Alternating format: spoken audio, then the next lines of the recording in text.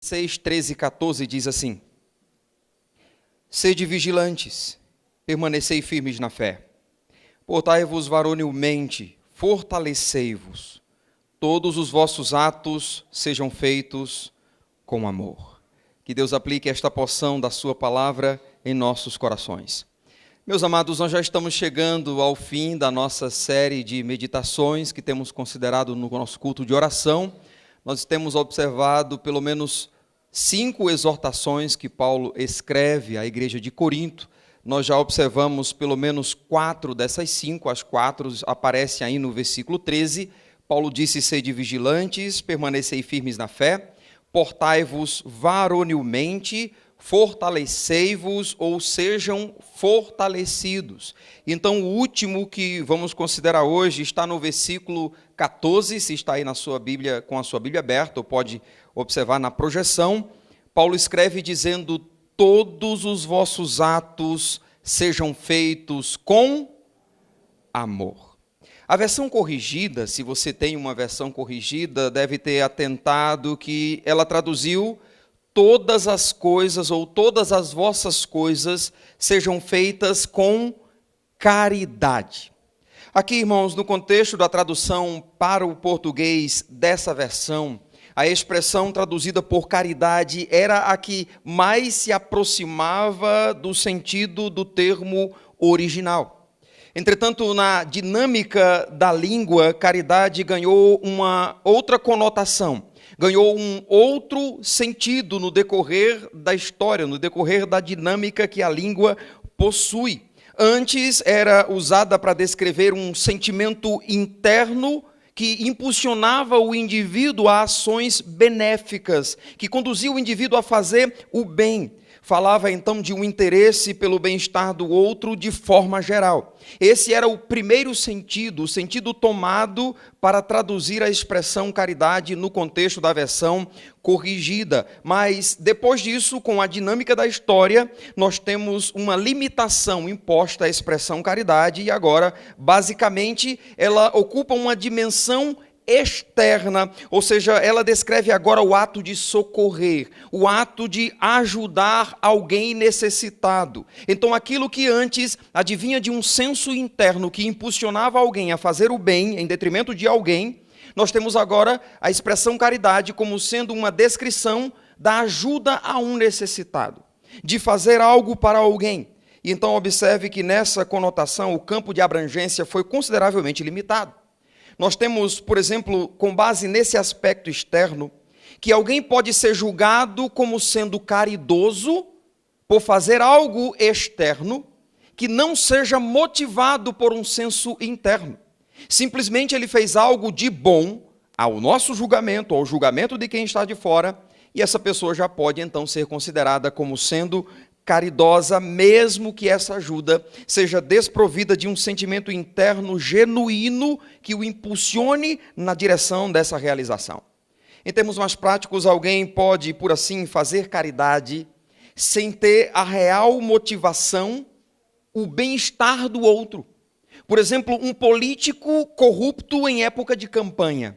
Ele pode estender a sua mão para ajudar pessoas. Todavia, ele o faz, não tendo como motivação o bem-estar das pessoas que ajuda, tendo antes a motivação egoísta de obter votos, de obter fama de que é alguém bom, de que seria um candidato ideal para que as pessoas votassem.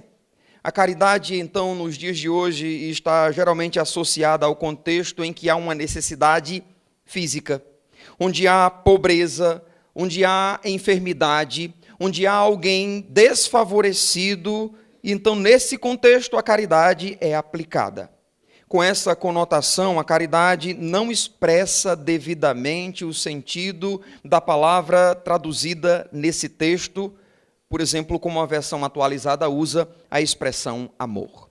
O amor, como traduz aí a versão atualizada, todos os vossos atos sejam feitos com amor. Esse amor deve estar presente mesmo num contexto em que não há pobreza, mesmo num contexto em que não há enfermidade física, mesmo num contexto em que não há alguém considerado a nossos olhos desfavorecido. Então, mesmo os que não se encaixam no perfil de desfavorecido, de necessitado ou de pobreza, precisam ser ministrados em amor. Tais pessoas precisam da graça advinda do amor.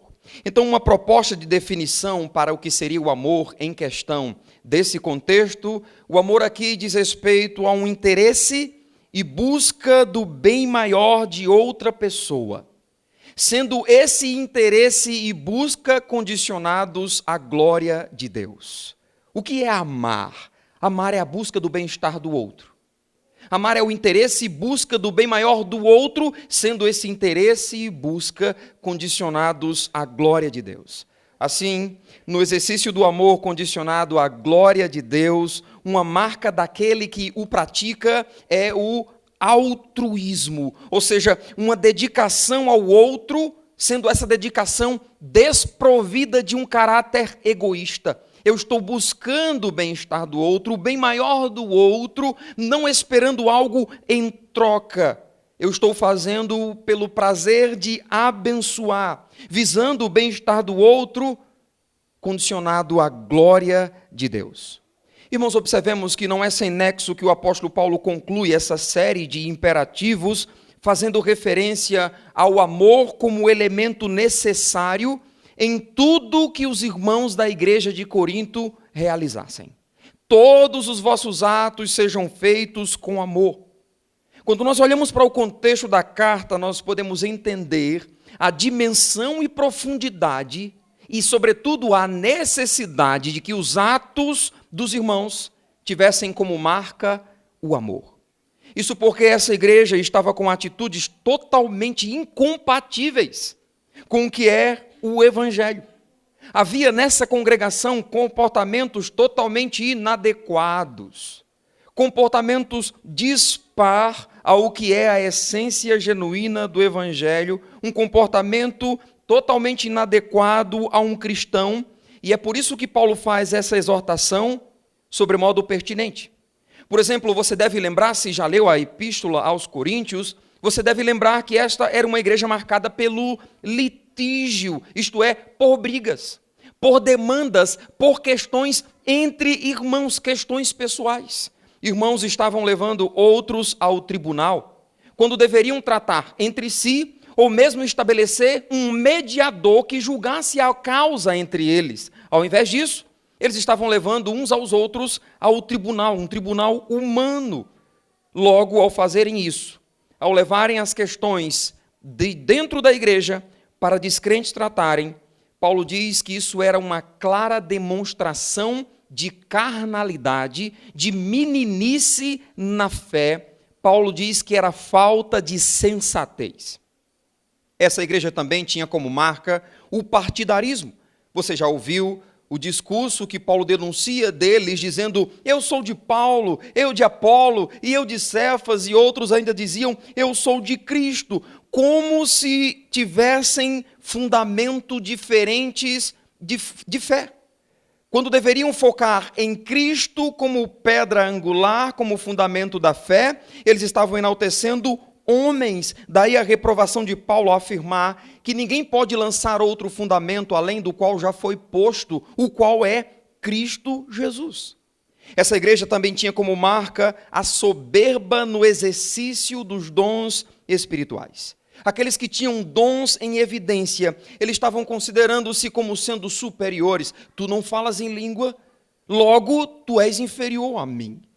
Me respeita, eu estou num patamar acima, porque o meu dom é evidenciado, todos estão vendo, ele é patente, e você que dom tem?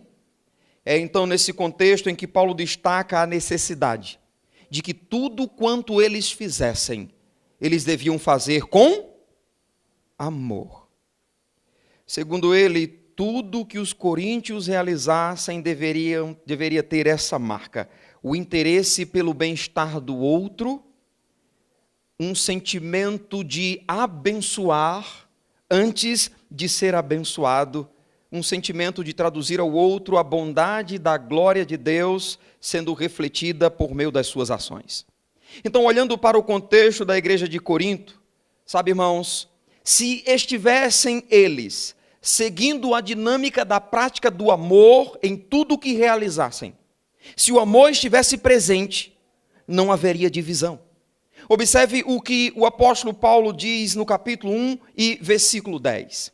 Paulo diz: rogo-vos, irmãos, pelo nome de nosso Senhor Jesus Cristo, que faleis todos a mesma coisa, e que não haja entre vós, o quê? Divisões. Falem a mesma coisa, não haja entre vós divisões, antes sejais inteiramente unidos na mesma disposição de alma e no mesmo parecer.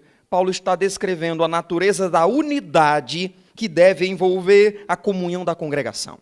Então, a presença de divisões entre eles era uma clara denúncia da presença de um sentimento egoísta na igreja, o qual conduzia os irmãos a estabelecerem grupos dentro da congregação. Eram grupos de interesses comuns, sendo então esses interesses o fator motivador para que houvesse uma linguagem distinta. Este grupo dando ênfase a isso, este grupo dando ênfase àquilo outro, com os seus particulares, e essas atitudes eram totalmente prejudiciais à eficácia do cumprimento do propósito que Deus estabeleceu para a sua igreja. Irmãos, a vontade de Deus para a igreja é que falemos a mesma coisa, é que estejamos firmes em um só propósito. Irmãos, nós precisamos estar juntos naquilo que intentamos. Em tudo o que estabelecemos como igreja, nós precisamos estar unidos de alma. Nós precisamos ter um mesmo parecer, um só propósito. Logo, aqui não deve haver a ideia de que tal projeto é projeto do pastor. Tal projeto é projeto do departamento de missões, tal projeto é projeto dos evangelistas, de modo que esses comecem a desenvolver uma dinâmica ministerial à parte da congregação. Eu vou para ali e faço tal trabalho, eu vou para aqui e faço tal trabalho, e começa a surgir o que eu denomino de igrejolas dentro da igreja. São pequenos grupos que mais parecem partidos e são sobremodo fechados. Via de regra, são só aqueles mesmos, e não estão interessados em que outros se acheguem, em que outros se agreguem, e parecem desenvolver uma igreja dentro da igreja. Não é essa a vontade do Senhor. Paulo diz que nós devemos ser inteiramente unidos e com a mesma disposição mental, tendo o mesmo parecer. Irmãos, observe o destaque para o aspecto de plenitude traduzido nesse texto. A expressão inteiramente fala de algo que é integral, algo que é completo e algo que é pleno. E observe a expressão na mesma ou no mesmo, tendo o mesmo parecer. Meus amados, eu já tenho ouvido muito no decorrer da minha vida de fé, principalmente no decorrer do ministério que Deus me tem confiado. Eu tenho ouvido certas falácias. O que é uma falácia? Uma falácia é uma afirmação com uma aparência verdadeira, mas que carrega em si algo que é falso. Uma falácia só possui a aparência de verdade. Eu tenho ouvido algumas falácias que têm se perpetuado como crença verdadeira no seio da igreja, no seio da comunidade da fé. São crenças tidas por verdade. Por exemplo, alguns dizem: é impossível que a igreja não viva com conflitos. Conflitos sempre existem. É impossível a igreja ter uma linguagem unificada. É impossível um pastor não ter oposição numa igreja. É impossível que numa assembleia não haja exaltação. É impossível que não haja discordância. É impossível não haver esse clima de hostilidade numa assembleia. Algumas pessoas entendem que pelo fato de a igreja ser composta de pecadores, tais coisas são, pois, inevitáveis, e eu tenho um sério problema com isso. Eu lembro que ao receber o convite de uma igreja para pastorear, minha esposa conversando com a esposa de um diácono, aquela mulher perguntou para minha esposa: lá onde vocês estão ministrando, pastoreando, vocês têm oposição? E minha esposa: oposição? Não. Como assim? Não tem um grupo lá que é contra vocês, que querem que vocês sumam logo da igreja? E a minha esposa disse: não tem isso não. Ela disse, pois, se fosse a minha família, eu não ia querer vir para cá, não. Porque aqui sempre é assim. Sempre tem o grupo do contra, sempre tem a oposição. E posteriormente ficamos sabendo de que estava tão dividido, não em caráter oficial, mas em caráter interno, que havia um grupo que dizia, nós temos que colocar alguém dos nossos dentro do corpo diaconal, porque tudo que o pastor está levando está sendo aprovado pelos diáconos. Vamos colocar alguns dos nossos lá, vamos tentar eleger algum dos nossos, para que nem tudo que o pastor leve seja aprovado dentro da diretoria. O que é isso? É disparidade de linguagem. É uma falta de senso. Aquela irmã aprendeu que esse aspecto de impossibilidade de um pastor viver em paz com a congregação era real. Como ela, na verdade, são muitos que consideram surreal uma igreja desfrutar de um tempo de paz. De a igreja ter como marca nos seus relacionamentos a paz, a comunhão verdadeira. Há alguns que ficam até assim admirados quando a igreja está em paz. Rapaz, está tudo em paz. Não, tem alguma coisa errada. Não tem cabimento. Essa assembleia foi tudo em paz. Não, tem alguma coisa errada. O que está acontecendo? Porque já aprenderam. Se tornou hábito que toda assembleia tem que ter briga. De que todo problema tratado tem que ter os do contra que vão se levantar. De que todo assunto exposto haverá sempre alguém que vai travar a coisa. De que toda assembleia ou toda reunião tem que ter discórdia. Você percebe a inversão de valores? Se tudo está bem é porque tem alguma coisa errada. E alguns conjecturam que tudo vai bem porque talvez os problemas não estão sendo devidamente tratados, ou mesmo porque talvez o pastor esteja procurando agradar todo mundo, fazendo a política da boa vizinhança, sendo um diplomata, agindo com diplomacia naquilo que deve ser tratado em caráter sério. Isso, na verdade, seria inadmissível. Irmãos, eu preciso dizer que conflitos existem. Eles, entretanto, não podem ser a marca de uma igreja. Você entende isso? Conflitos existem, vão existir, mas não devem ser a marca de uma congregação. Alguém pode discordar acerca de um assunto, de um projeto considerado na igreja, mas daí levantar-se para estabelecer um mal-estar na congregação, podendo então se estabelecer por um pouco, como sendo um pouco de fermento que vai levedar toda a massa. Como alguém pode considerar isso? Alguém quebrar a paz, desenvolver um senso egoísta, de quebrar a harmonia da congregação e a necessidade de uma única linguagem na igreja do Senhor. Isso seria ou é de um egoísmo terrível. Então aqui eu preciso dar um recado a você. Vigie, preste atenção para que você não seja um egoísta para promover discórdia e quebrar a unidade que é requerida por Deus da sua congregação. Hoje você pode até pensar, eu jamais faria isso em minha experiência. Aqui é empirismo, é conhecimento por experiência. Eu já tenho visto pessoas improváveis se levantarem e causarem divisão e promoverem a guerra ao invés da paz. Quebrarem a harmonia e a comunhão da congregação. Sabe, irmãos, tem alguns que são conhecidos em suas igrejas locais, reputados por serem chatos.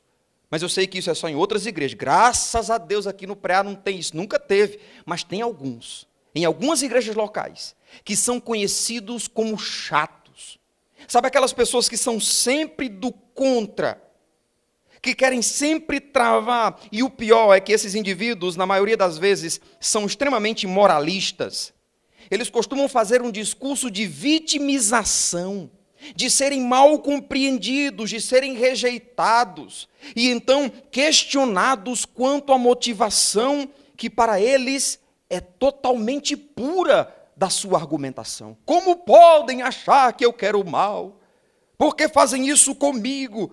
Mas tais pessoas são insensíveis para perceberem o dissabor que eles provocam na comunhão, o dissabor que provocam numa assembleia, numa reunião, com suas opiniões que são marcadas pelo desamor.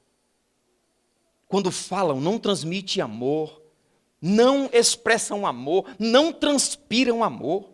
São homens ou mulheres turrões, chatos, fechados. Tais pessoas não se importam, por exemplo, em humilhar outras pessoas. Essas pessoas não conseguem lançar nada na conta da graça que os alcançou. De modo que, se eles se sentirem, pelo menos um pouco contrariados em sua opinião, eles moverão céus e terra e estarão dispostos a começar uma guerra, não na defesa de sua honra, mas simplesmente na defesa da sua posição. Sabe por quê? Porque uma marca deles é querer ser o dono da verdade. Eles querem passar por cima de todos, e sua opinião deve prevalecer.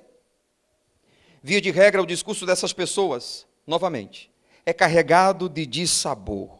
Sabe aquelas pessoas que, para darem uma opinião, sempre parece que estão brigando?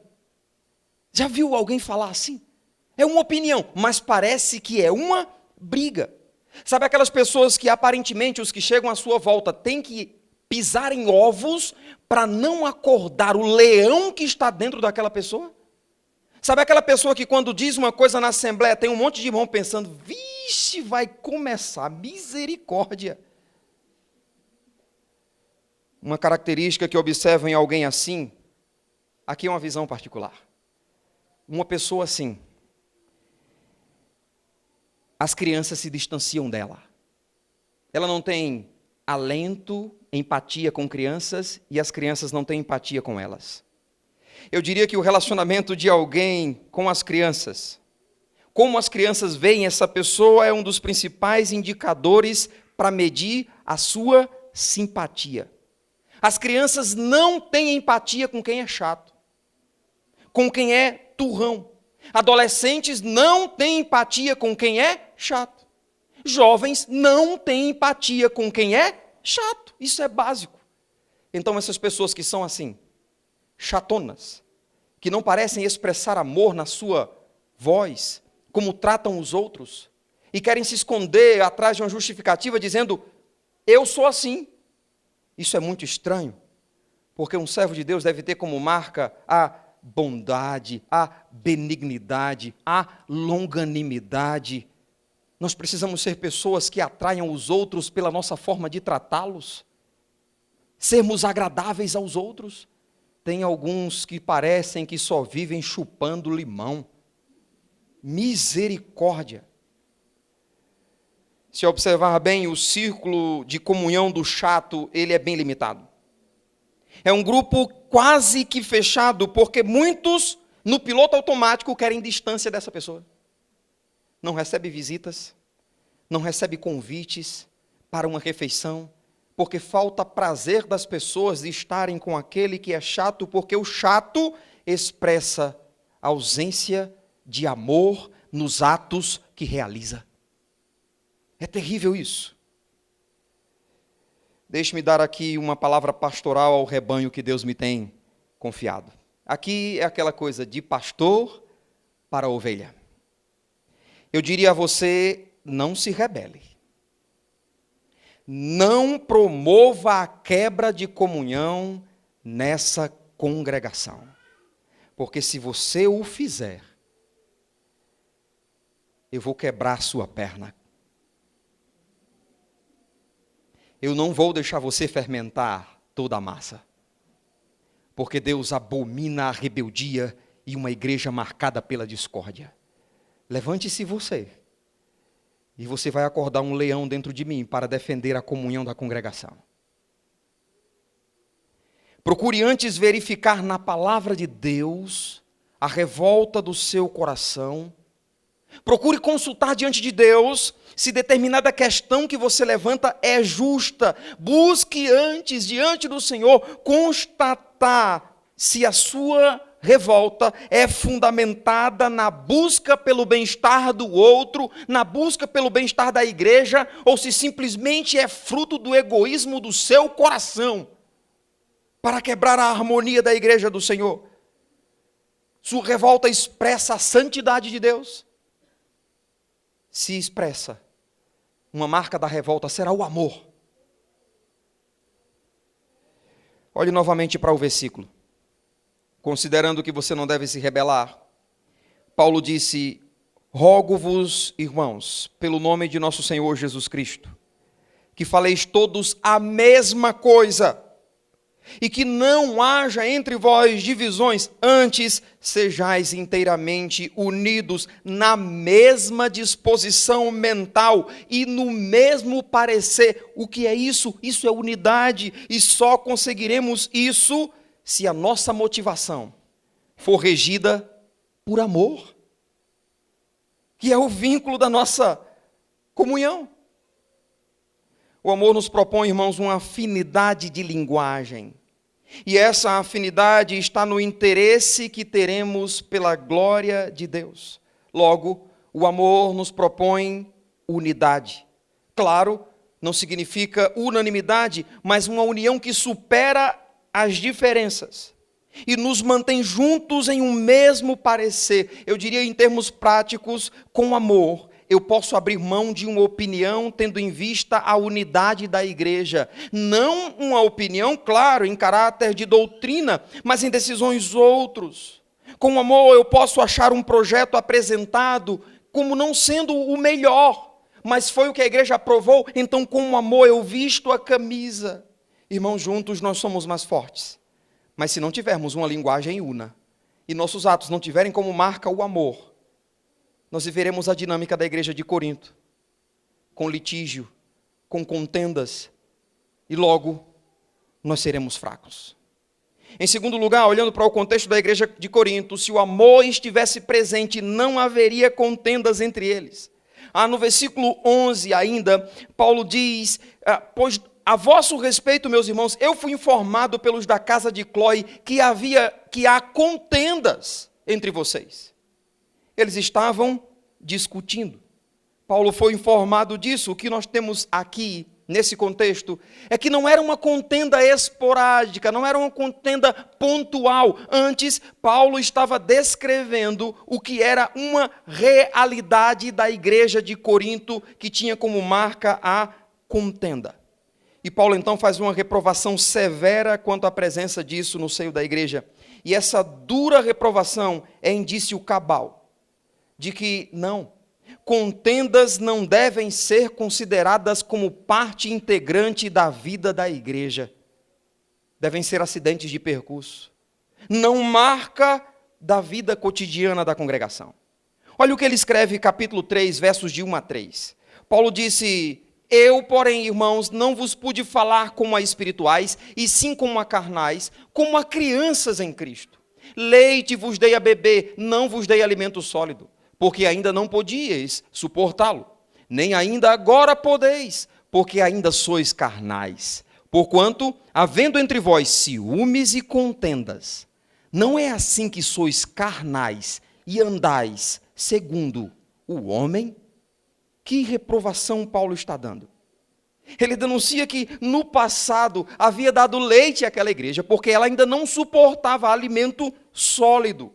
Mas a essa altura que ele está escrevendo, ele diz: vocês ainda não podem suportar alimento sólido. Não houve progressão espiritual. Vocês ainda são como que meninos. Vocês são carnais andando segundo homens naturais. E qual é a prova disso? É a presença de contendas no seio da congregação. Assim é básica a aplicação. Uma igreja marcada pela contenda é uma igreja que não progrediu espiritualmente. Uma igreja que tem como marca da comunhão a desavença é uma igreja que está sendo aperfeiçoada na carne e não na dependência do Espírito Santo. Para Paulo, a presença de contenda se constituía basicamente falta de espiritualidade, o que implica automaticamente na presença de carnalidade. Infelizmente, irmãos, há igrejas com a marca da carnalidade em seus relacionamentos. Nós temos pastores hoje em dia que se especializam em ser pastor bombeiro, porque só vive apagando fogo na congregação. O cara está extremamente estressado. Pastores hoje em dia com síndrome de Burnout, cuja maior contribuição é os problemas dos irmãos. Sempre apagando fogo, reúne aqui, reúne ali, reúne aqui, reúne ali, reúne aqui, reúne ali, sempre apagando fogo, problemas e problemas. igrejas marcadas por contendas, é falta de espiritualidade, é falta de crescimento na fé. Quantos pastores estão sofrendo porque sempre têm de lidar com crentes melindrosos? Sabe o que é melindre?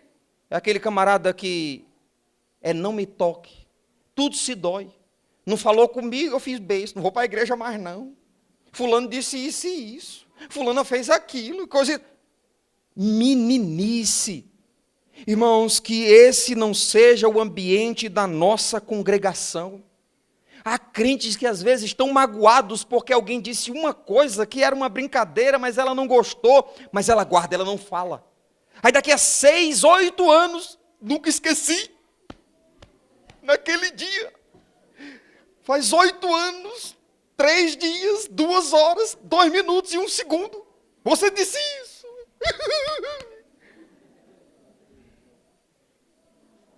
Irmãos, se alguém se dispuser entre nós para quebrar a nossa comunhão, para promover um ambiente hostil, que como igreja repreendamos, que como igreja não aceitemos que tal pessoa sinta a força da nossa comunhão de uma maneira tão grande que ele fique constrangido em sua insensatez de querer quebrar a comunhão.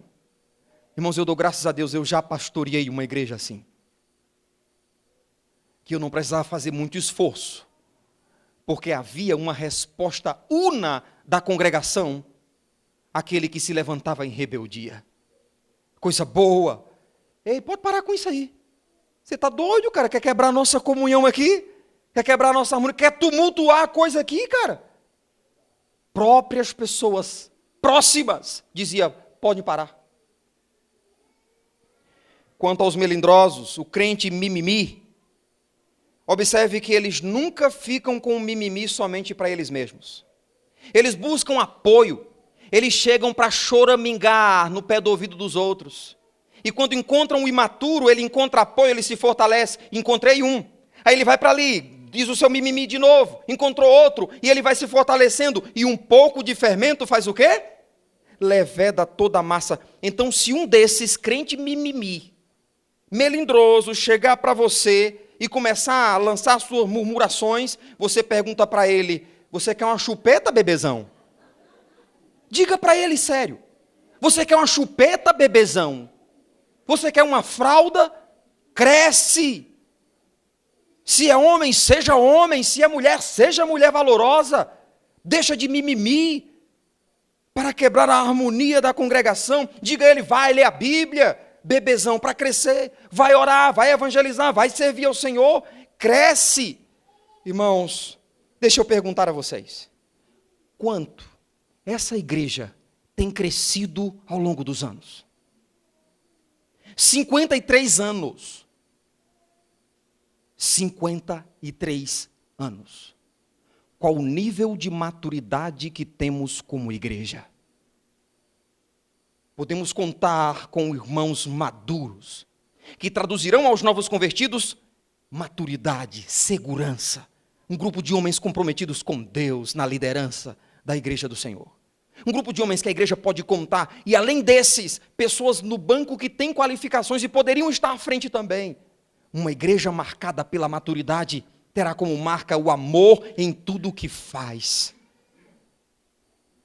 Em terceiro lugar, olhando para o contexto da igreja de Corinto, se o amor estivesse presente, irmãos, não haveria ali partidarismo.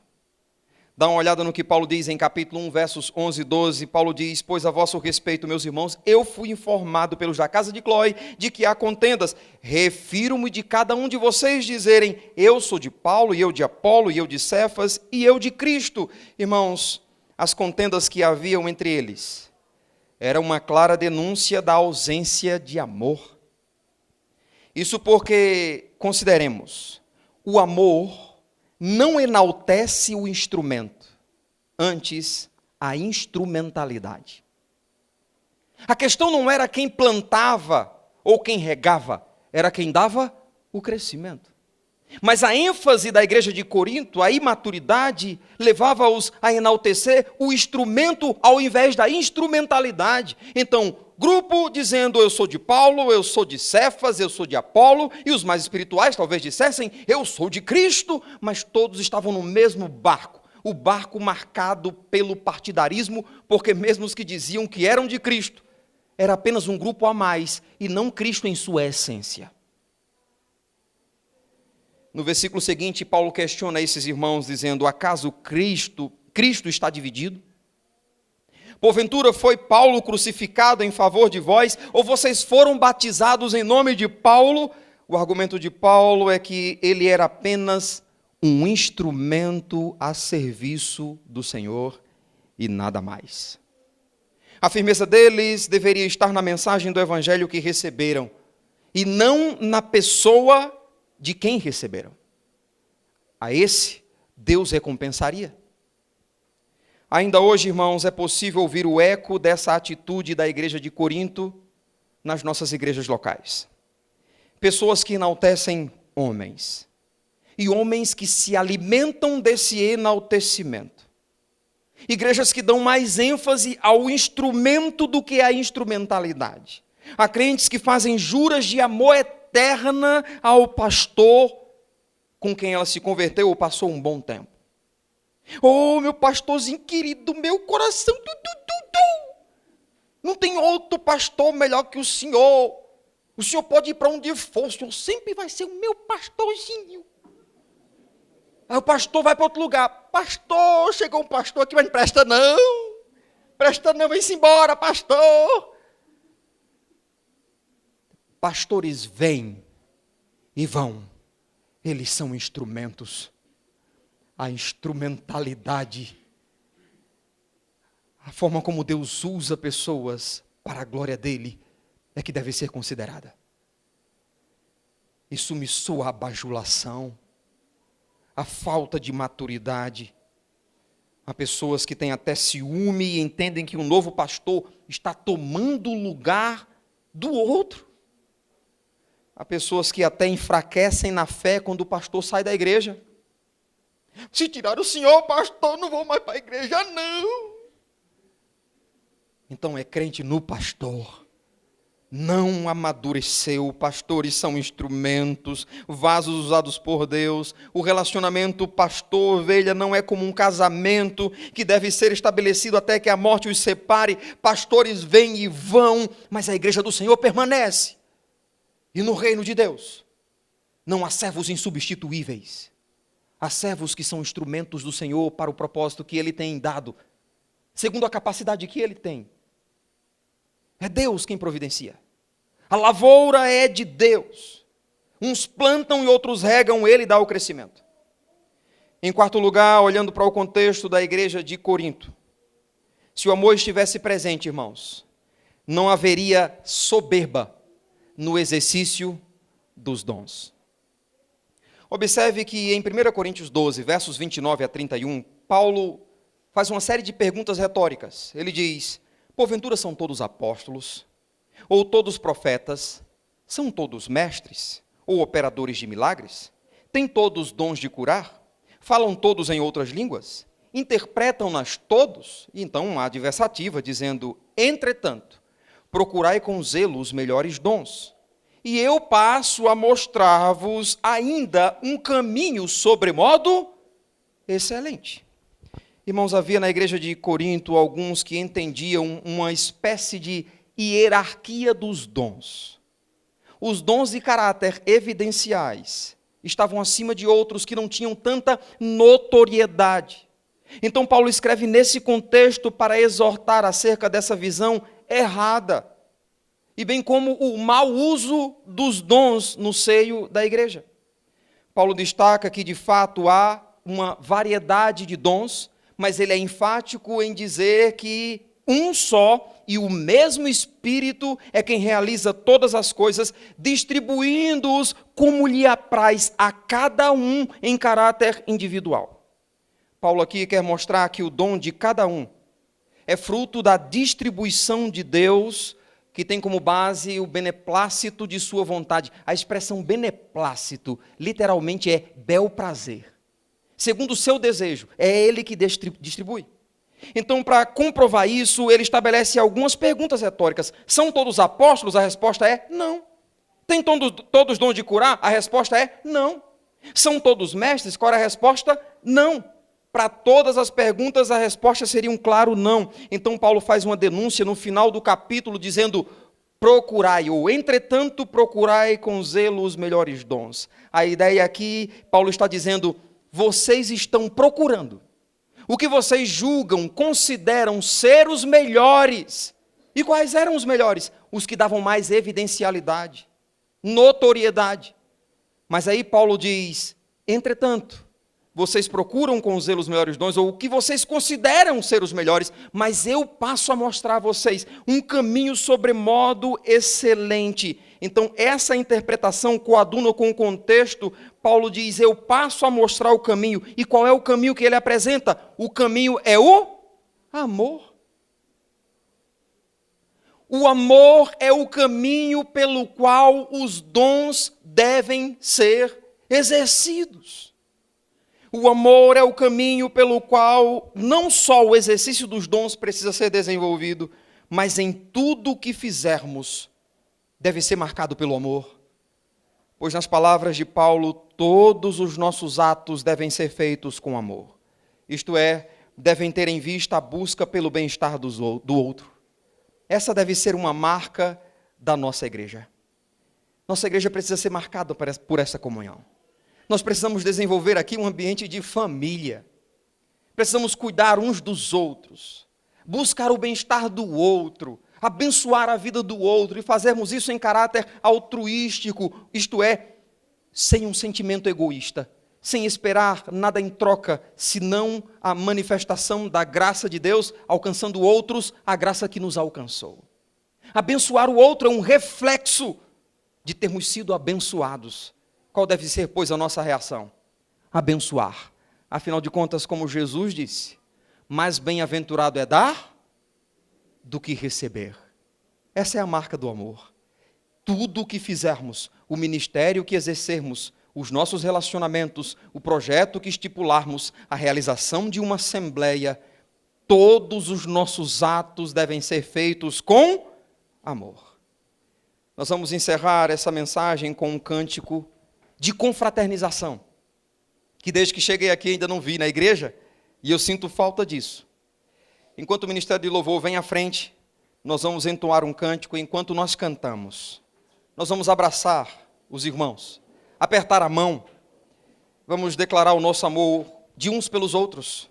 E enquanto nós cantamos, se você precisa ministrar perdão a alguém, faça isso. Se você precisa pedir perdão a alguém, mas ainda não teve coragem, enquanto nós cantamos, saia do seu lugar, vá lá, abrace aquela pessoa, que talvez por um mal entendido ficou um clima chato, um ambiente ruim, e você ainda não resolveu isso. Fique de pé, enquanto nós entoamos, saia do seu lugar, aperte a mão, diga quanto você ama, e você quer ser uma bênção na vida do seu irmão.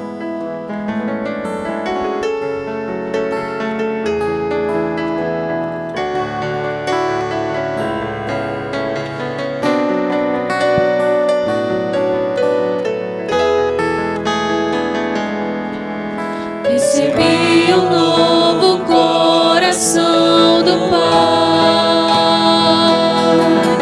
coração regenerado, coração transformado, coração que é inspirado por Jesus.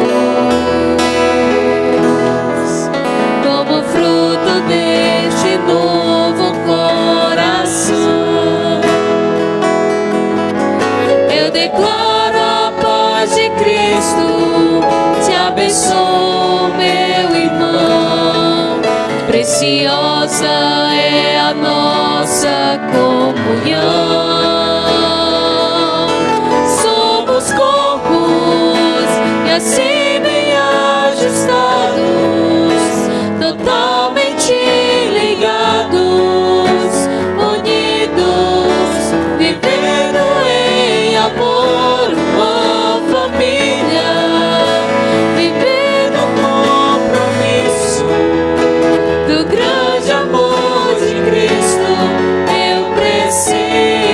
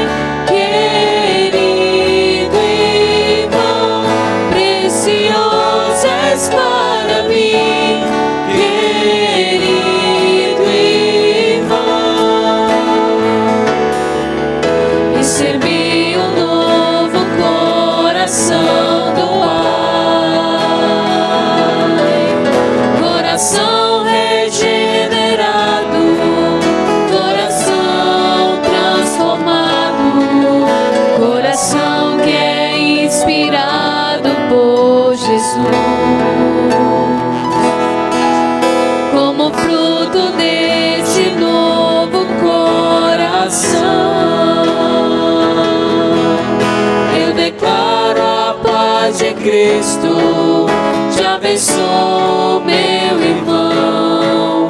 Preciosa é a nossa comunhão. Somos corpos e assim bem ajustados, totalmente ligados, unidos, vivendo em amor, uma família, sem qualquer falsidade, vivendo a verdade e expressando a glória do Senhor, uma família, vivendo o compromisso do grande amor de Cristo. Eu preciso de ti.